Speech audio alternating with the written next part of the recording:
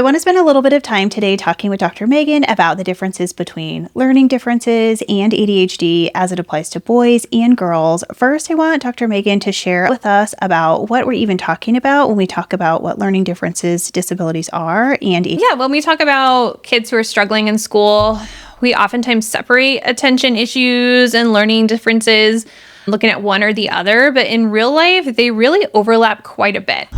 So we want to characterize these as neurodevelopmental differences. They're not character flaws. What we're really talking about here are brain processes. So it's how your brain processes and uses and manages information. So first, a little bit about ADHD. So for kids with ADHD, we're seeing challenges with sustained attention. So they have challenges focusing over time.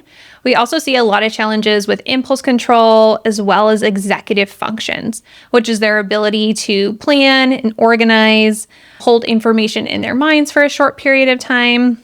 We also see a lot of challenges with staying engaged with non-preferred tasks. So that's a big distinction because kids with ADHD can oftentimes have great attention for things that they're interested in.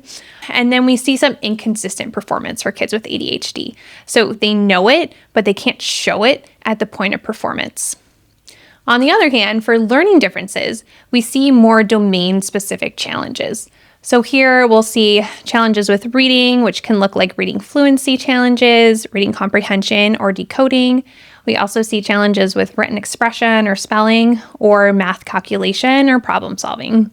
And here, it's not about effort, it's about skill acquisition. So there's a disconnect in the way these kids' brains process specific academic information. So these conditions can overlap quite a bit. So there's some surface level similarities. They both can look like incomplete work, task avoidance, low frustration, low confidence.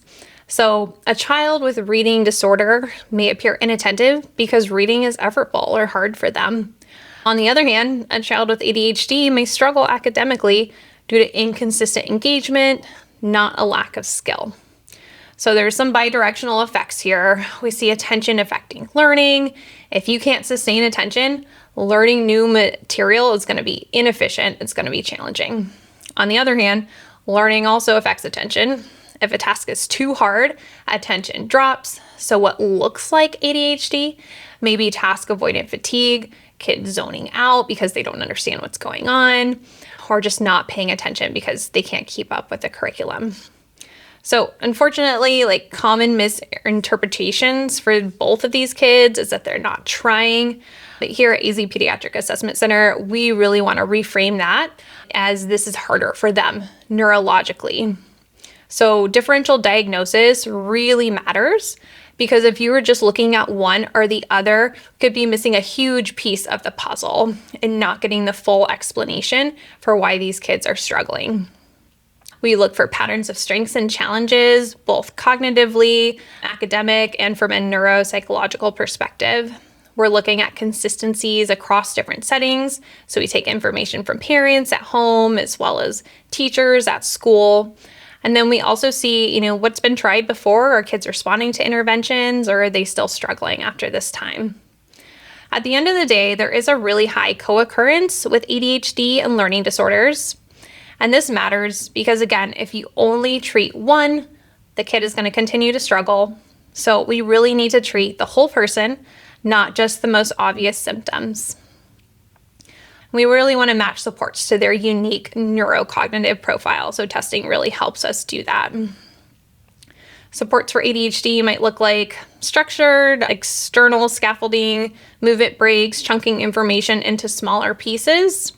There's also behavioral and lifestyle treatments, as well as traditional medication options that can be helpful for ADHD. So if we know it's ADHD, there's certain things that we know can really help and be really beneficial. Similarly, with learning challenges, for kids with learning differences, they're going to need specific, explicit instruction, a lot of repetition and skill building.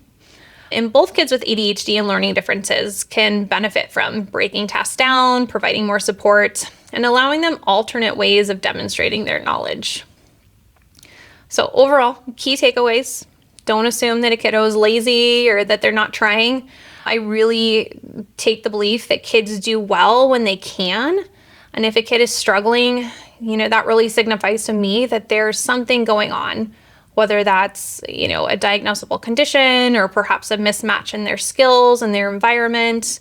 We really look for patterns, not isolated behaviors. And I'd say early assessment matters so that we can give you a roadmap moving forward and help you find supports for what these kids' needs. Because kids do well when the environment fits their brain.